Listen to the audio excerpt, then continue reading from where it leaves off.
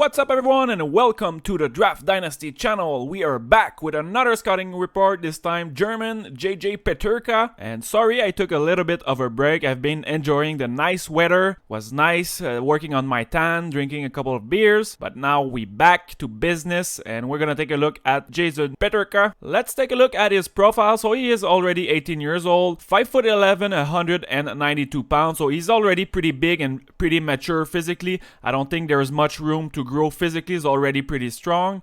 Now let's take a look at his stats. So he is one of 3 players this year that played in the DEL, and we all know last year with Moritz Seider, we have to take those German players seriously because this league is pretty good and it's not easy as an 18 years old to be able to produce in that league. So he finished the year with 11 points in 42 games. Not that bad, of course. The 2 other players in Germany had more points, but he still did a pretty good job. This year, he really put his name on the map at the World Junior Championship, finishing with 6 points in 7 games. He was arguably one of the best players against strong team earlier in the tournament. And also last year, it's noteworthy that he finished with 94 points in 48 games. The Czech under-19 league is not that strong. I haven't watched that league, but I watched the under-18 and it's not a super strong league. But still, I would like to compare that to see how he did. And also internationally, he did pretty well last year playing at the under-20 as a 17 years old, and he was able to produce pretty well. I'm gonna use the premium tool on Elite Prospects. Check under-19 league. I want to see how he did in the draft -1. Minimum 20 game, I already ranked them.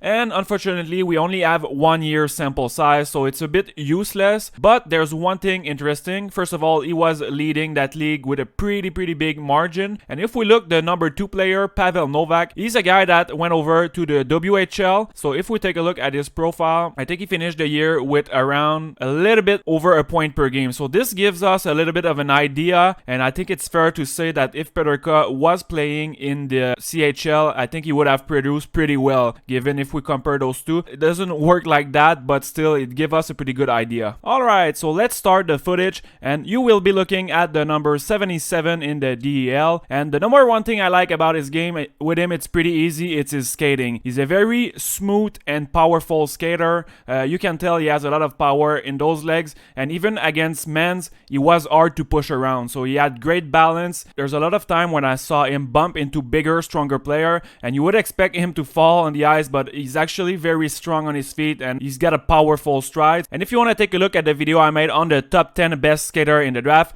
he was in there, and I think he's just a very well-rounded skater. Like, he does a bit of everything. There's not really weaknesses in his skating. He could maybe improve a little bit more his explosion, but overall, well-rounded skater. While we keep on watching him skate around the ice, I'm gonna talk a little bit about a subject that I think it's important that we think about this when we're evaluating player, and it's the league that he was playing before and the adjusting playing against stronger competition. So for him, he was playing in the under-19 in the Czech league. Like I said earlier, it's not a super good league. So the gap in difficulty level between those two leagues, it's huge. There's not many players in the draft that had to make that big of a jump in terms of competition. All the guys in the CHL, it's not that big of a jump. It's more about those guys in Europe. So the Finland, SHL, the jump is huge. If we take Peterka, for example, I'm sure last year there's a lot of the stuff that he was doing that now it's not working. So he has to change his game and adapt, playing versus stronger player. But it's not only playing versus stronger player, it's also playing in a team structure. So I'm sure last year there was not much team structure around. He was more freestyling. It was all about the instinct, offensive ability. Now he really needs to focus and think about defense, the structure of the game. And this year I got to watch quite a bit of the DEL because of the 3 German prospects in the draft, and I'm starting to get a better understanding of the league. So of course it's a pretty weird league because you have the top team that are really stack and better than the other team, but the weaker team, what they're doing, since they are not on the same level individually, they don't have as much talent. What they're doing is they're playing a pretty passive style of game, so they're kind of blocking the center of the ice and they're not taking many risks. So you're not gonna have a 5-2-on-1. There's not that much scoring chance in that league, even though the talent level is not the same as the SHL or the Liga. It's a bit weaker in my opinion, but still the structure of the game is pretty good. I was impressed with that. I guess my point is, don't be fooled by the low point production of Peterka this year.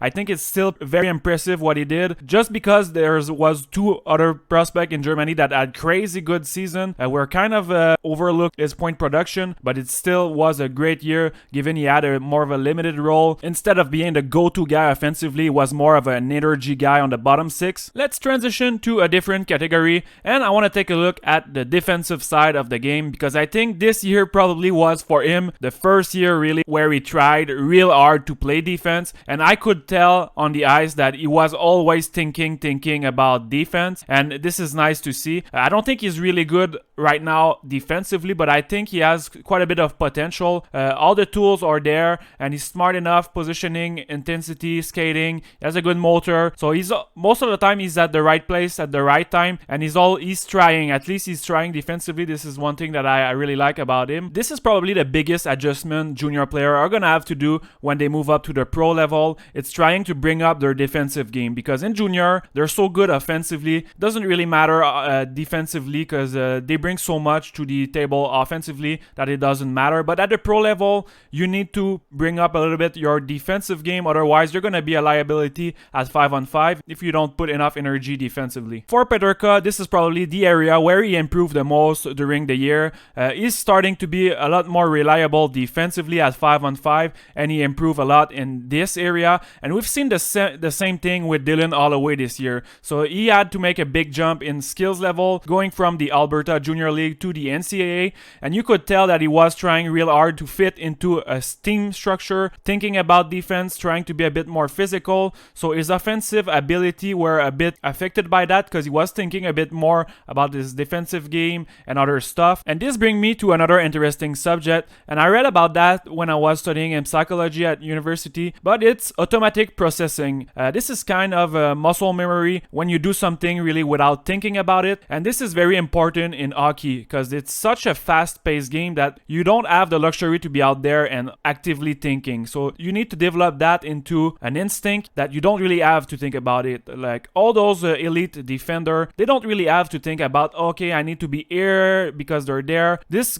is all natural for them because you're so used to do it. You don't have to actively think about that. So the part of the problem with Peterka and also Holloway this year is that they were so much in their head that they were not able to let their talent speak, because when you watch them individually, you look at all their skills. All the skills are there. It's just that they're not able to put it together really. The main problem is that they're kind of, like I said, stuck in their head, thinking too much about stuff, mainly the defensive side of the game. I'm sure a few of you are going to ask, well, how do you know if a player is thinking too much about defense, for example? And of course, it's hard to know for sure 100%, but I've pulled out two examples here, and just watch Peterka on the ice and look at his head. How many times he's looking around the ice, trying to process where is everyone on the ice. You can tell that he's really thinking hard about defense, positioning, where he should be. This year was a really big adjustment period for Peterka, and in the draft, it's all about projection, prediction, trying to see what the player is going to be in a couple of years. And with him, I really think that once the defensive side of the game become more natural, that he doesn't need to think about it as much, it's going to be more second nature. I think we're going to see more of his offensive game develop. He's going to shine a bit more. He's going to be more effective both offensively and defensively. Let's change subject and take a look about his offense. So I'm going to roll out a few clips of his goal that he scored this year. And you're going to notice he does have some skills. There's a reason why he absolutely crushed the under-19 league in Czech last year. While we keep on watching the goals, I'm going to go with my NHL player comparison. The main thing I was looking for was left winger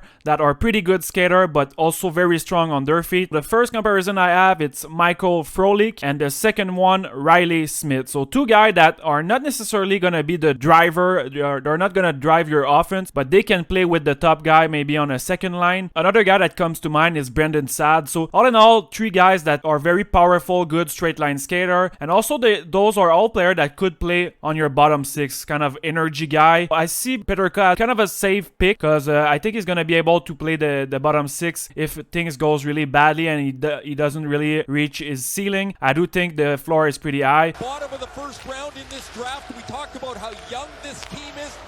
This is Tim Stützle with a fantastic pass under Samuelson's stick, and he's going to find Peterka onto the far side.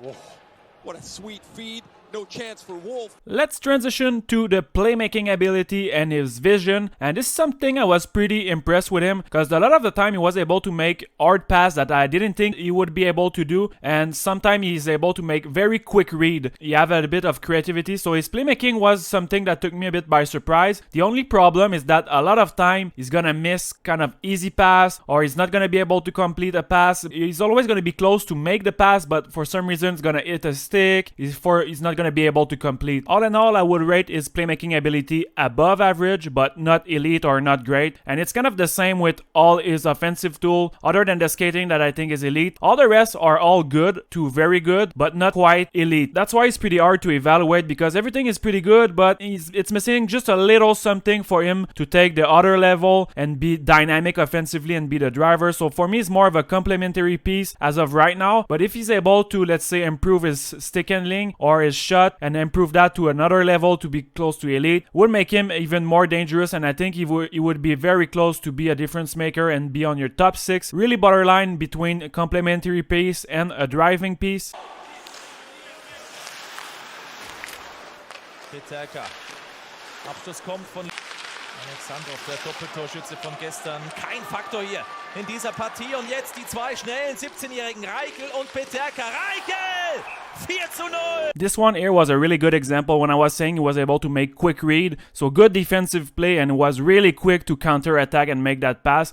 Not an easy pass, and I was really impressed with how quick he was able to react there. We are going to finish the video with those two little categories. So first, we're going to take a look at his stick handling, and after that, we're going to take a look at his shot. And both of them, I think, are above average. So like I said earlier, everything he does, it's pretty good, but not quite elite. And it's the same with his stick handling and his shot. If I had to rate, I would say his shot is maybe a bit better than his stick handling, because his shot is pretty heavy. He has a nice whip whenever he shoots it, and he has a pretty fast release, especially while skating. So he has a pretty good shot. I was able to find a video on YouTube of Peterka's stick handling, and it's pretty good. Like I said, it's not elite, but definitely above average, and sometimes it's almost easier to see how good of a stick handler they are in the warm-up or in a drill than in actual game, because in the game it's rare that they have the time really to display how good they are. Let's wrap the video with his shooting ability, and before, I just want to throw in there, I forgot to include one clip of a big hit that he made. I was pretty impressed with that. You can tell that he's strong on his feet. But getting back to his shooting ability, like I said earlier, he's got a very quick release, pretty heavy. Accuracy sometimes can be inconsistent, but I do think it's a strong part of his game. For the next video, I'm gonna go over the other German, Lukas Reichel, and I think it's gonna be fun. I'm gonna try to compare both of them and to see who is better at what and how much they translate. And I'm also gonna wait before I say who I think I prefer between the two of them. So you're gonna have to watch the next episode on Reichel to have a better idea of my final ranking. And as always, if you like the video, give it a thumbs up, subscribe to the channel. This helped grow the channel a lot, and I think I reached 7,000 subscribers yesterday. This is pretty amazing. Now I have enough subscribers that I can tell my girlfriend was laughing at me the first video I made, and not only my girlfriend but also my best friend, he was laughing at me. He was a